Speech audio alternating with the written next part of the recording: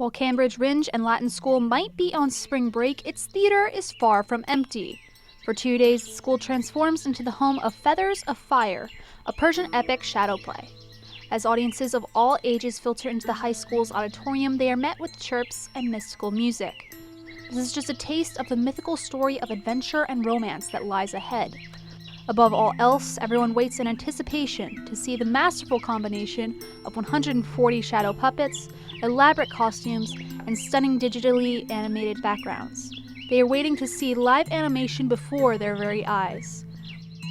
When everyone has found their seats, the lights dim, and the magic begins.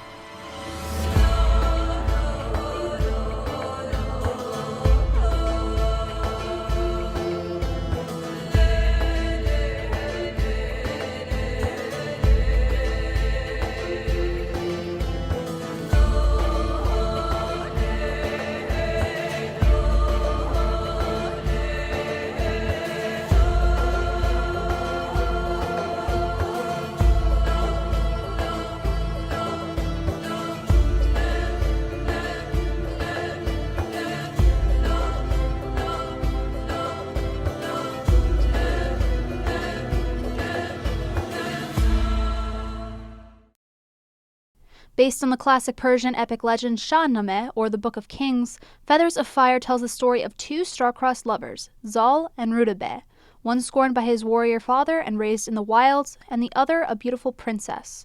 Director, writer, and designer Hamid Rahmanian envisioned his show to reflect both the story's mythical and cultural background. All the design of the show, for me, was very important to create something very Iranian. So that's how I sort of got inspiration from pre-Islamic or after Islamic the design. These are all became sort of the source of inspiration for me to design the show. With over 20 years of experience in puppetry, Fred C. Riley III knows all too well how these artistic decisions and the art of shadow puppetry in general can help the audience to completely suspend their disbelief. Even in traditional theater, they'll often go to puppetry as just one place removed from the rest of the world. And when you're doing something very fantastic, you start by asking the audience, hey, come along with me, we're going to pretend these flat figures are real.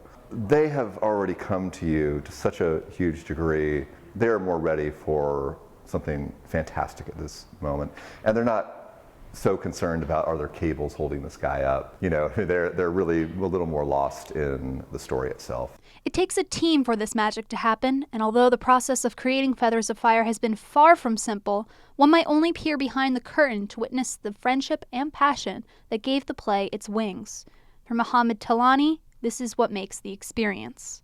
It's just great to work with this group of people with different backgrounds, but we come together and we create a team and we work as a unit, and that is something that I would suggest everybody tries in their life. Everyone hopes to create a product that will revolutionize the shadow puppetry medium altogether. Because many things very steady, when you have like a 70 or 80 minute show, after a while the audience start detecting the magic and understanding how it works, and they lose interest. So many shadow theater, after a while, it became very steady because you know what's going on, you no longer pay attention to it.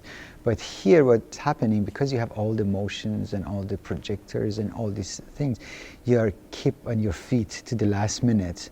So what I'm hoping with this kind of technique that we discover, we can actually expand it, and the art form that is not being widely seen to be more seen in mainstream.